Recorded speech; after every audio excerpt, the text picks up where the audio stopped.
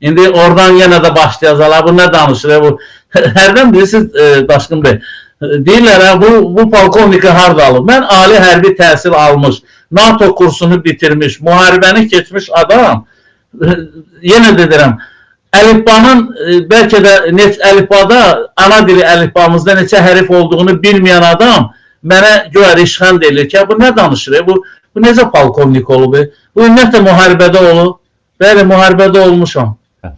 Bəli, mən güllə altında da... Sizin çox, belə deyək, səlahiyyətiniz var ki, hərb haqqında, ümumiyyətlə siyasət haqqında siz danışasınız. Siz bilirsiniz, həm də Daşkın bəy, təvazökarlıqdan uzaqda olsa, mən bəzən deyirlər ki, bu hər şeydən danışır. Bunlar anlamırlar ki, mənim bitirdiyim fakültə hərbi, siyasi jurnalistikadır.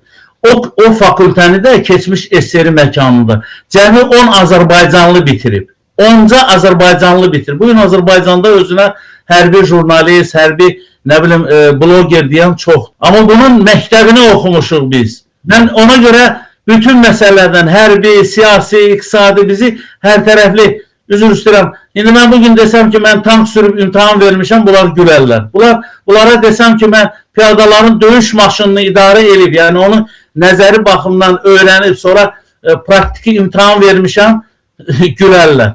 Mən bir dənə təyyarəni sürməmişəm, bir də sualtı gəmidə necə deyərlər, xidmət eləməmişəm. Yerdə qalan məsələlərin hamısını bizə keçiblər, bizə dərs formasında. Sonra da biz bunu təcrübədə, o stajirovka deyirlər də, hərbi hissələrdə təcrübə keçmişik. Sonra da imtahan vermişik. İmtahanı da verəndə o bəzi məktəblərdəki kimi deyil. Bütün dünyada pul verirlər, savad alırlar. Azərbaycanda isə pul verirlər, savadsızlıq alırlar. Çox təəssüflər olsun. Bəlkə mən nəyisə düz demirəm.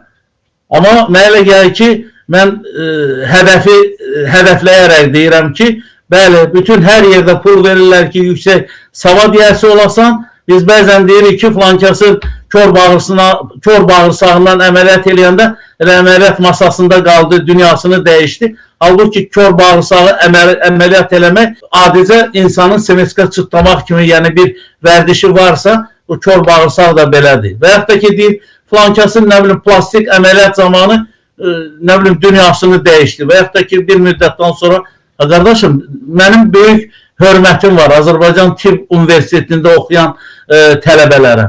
Amma gəlin açıq deyək də, elə Bine qədimdən bizim Azərbaycan Tibb Universiteti ilə bağlı nələr danışılırdı. İndi hörmətli tanıdığım Gərəbəyli, Ağasadıq Gərəbəyli nəslindən olan bir hörmətli professordur, universitetin rektoru. Bundan əvvəl də indi Milli Məclisin komitə sədri olan Əhliman Əmir Aslanov idi. Amma bizdə Tibb Universitetində necə təhsil, mən bu haqda susuram da.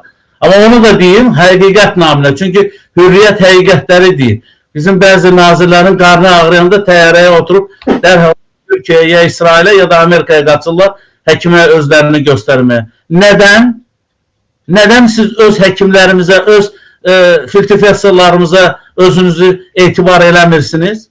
Bu sualın da açıq cavabı var da. Çünki etibar eləmirsiniz ona görə ki, bilirsiniz ki, bizdə bu yaxınlarda həmkarlarımızdan biri bir məsələ qaldırdı ki, heç bir tibbi təhsili olmayan adam gedib plastik əməliyyat, cərrah sertifikatını alıb, neyniyib, 10 nəfəri əməliyyat edir, 9 nəfər ölür, 10-cu sağ qalır. Əlbəttə ki, 9 nəfərdən sonra o biləcək ki, o növbəti əməliyyat eləyəndə bundan əvvəlki ona görə öldü, ona dəyməyəcək.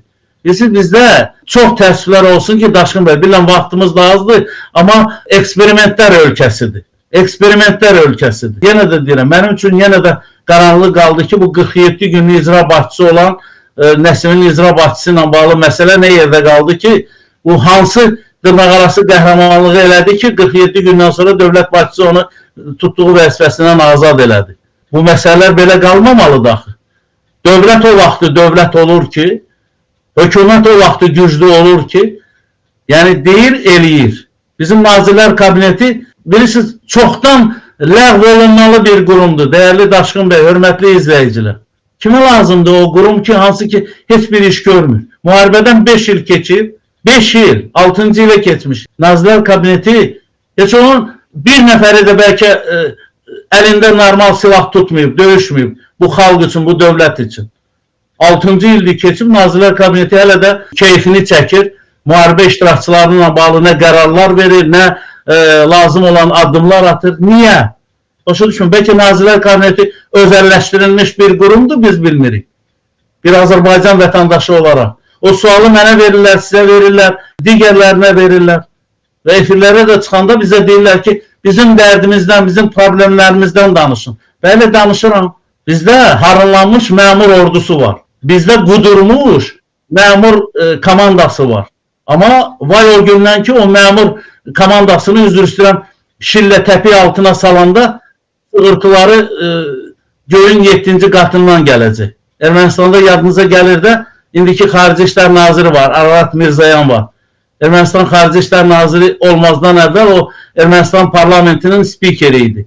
Ermənistanda bir hadisə oldu, onu elə bir it gününə saldı. Mən əlbəttə ki istəmərəm, həm də onun çağırışını eləmirəm. Mən sadəcə demək istəyirəm ki, sizə vəzifə həvala olunubsa, siz vicdanla öz xalqınızın xidmətində durmalısınız, öz xalqınıza xidmət eləməlisiniz. Ən xırda təşkilatdan baxıram, dəyərli deməli Daşqın bəy, dəhşətə gəlirəm. Xəbər keçir mediadan.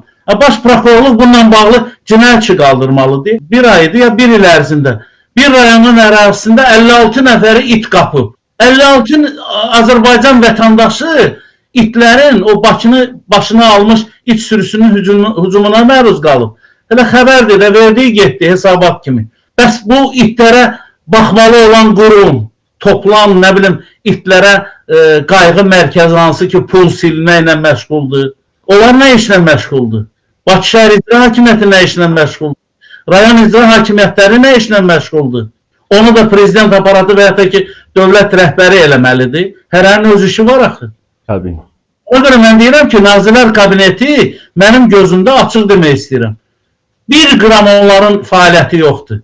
Kağız silib atmaqla dövlət büdcəsini, belə deyək də, o məvaciblərlə nə deyirlər, ortaya nə iş qoyublar ki? Desinlər, mən də bilim ki, Nazirlər Kabineti böyük işlər görür Azərbaycan xalqı üçün. Planı mənim rəhmətli nənəm də təsdiq eləyər də. Onsuz da prezident aparatının şöbələri var da. Nə ehtiyac var ki, Nazirlər Kabinetində orada nə bilim şöbə müdürü, sektor müdürü, nə bilim qrupa müdürü, nə bilim məsləhətçi, baş məsləhətçinin köməkçisi. Baxırsan hər gün, inanın ki, mən mediadan oxuduğum xəbərlərdən havalanıram. Nə qədər məsləhətçi olar? Ya, qardaşım, valla biz 90-cı illərdə məsləhətçi zat söhbəti yox idi. Bu, son vaxtlar bu Abrazalonski kadrlardır. Bunlar məsləhətçi, nə bilim, nə götür. Nə məsləhətçi, başa düşmürəm. Adamın bir dənə məsləhətçisi olardı, maksimum 2 məsləhətçisi olar. Elə dünənləri. Maliyyə Nazirliyi nədir? Çin Xalq Respublikası Maliyyə Nazirliyidir. Neçənci nazir mavinidir? Bu Sahil Babayev özünə neçənci nazir mavini götürür? Var idi də, 3'ü var idi də. Yəni, ya 2'si var idi. Anar Əliyev idi, bir də deyəsən Vüqar Bayramov idi, səhv eləmirəmsə. Bizim Xarici İşlər Nazirinin qardaşı. Ceyhun Bayramovun qardaşıdır, Maliyyə Nazirinin. Birini də təyin elədilər. Nə bilim, bir başqa da var. Valla bizdə artıq o xəstəlikdir. Mən demişəm, Azər sudur, Azər işıqdır. Bir nəfər işləyir, 11 nəfər başının üstündə nəzarət edir. Tutarmaq lazımdır. Bu 21-ci əsrdə valla onu işləməlidir, biri belə də idarə eləməlidir. Bizdə isə hər şey əksinədir. Əlbəttə ki, problemlər olacaq. Əlbəttə ki, bürokratik əngəllər olacaq. Bəli, Üzeyir bəy, sizin dediyiniz... Yekunlaşdırıram, Daşqın bəy. Biraz da sizi də tamaşaçıları da yordum. Bu bizim gündəlik həyatımızdır. Bəli, bəli. Bizim həyatımızdır. Siz təsəvvür eləyin ki, bir ildir mən Nazirlər Kabineti, Prezident Administrasiyasında bir məsələni həll edib başa çatdıra bilməmişəm. Özü də mən bütün qapılara gedən, bütün necə deyirlər, qapılara, görüşlərə gedən adam əgər məsələni həll edə bilmirəmsə, mən Üzeyir Cəfərov olaraq, o yazıq dağdan, daşdan, uzaqdan gələn insan o problemləri necə həll eləsin? Və mən sonuncu məktubumda prezidentin köməkçisinə yazdım. 80 nəfər 44 günlük savaş iştirakçısı hansı ki həyatına qəsd elədi. Baş prokurorluğa elə buradan müraciət edirəm. Araşdırsınlar və yeri gəlmişdən araşdırdılar. İndiyə qədər bizə nə məlumat verdilər ki, niyə bu insanlar, ölümün ağzından çıxan insanlar niyə həyatlarına qəsd elədilər? Və məktubumda Prezidentin hərbi məsələlər üzrə köməkçisi, yəni şöbə müdürü General Fərid Seyirova məktub təqdim elədim dekabrın 8-də qəbulunda. Dedim, mən o təəccüb eləmirəm ki, 80 nəfər özünə ona görə qəsd elədi ki, Nazirlər Kabineti onları adam yerinə qoymadı, onları saymadı, onları dinləmədi, onların problemini həll eləmədi. Mən hələ sağ ikən vuruşuram, mən bir məsələnin həllini belə deyək də nail ola bilmirəm. O müharibədən çıxmış psixologiyası, psixikası pozulmuş insan sizə necə izah eləsin? Oturmuşsunuz kabinetlərdə, bahalı maşınlar, yüksək məvaciblər, harınlamışsınız da.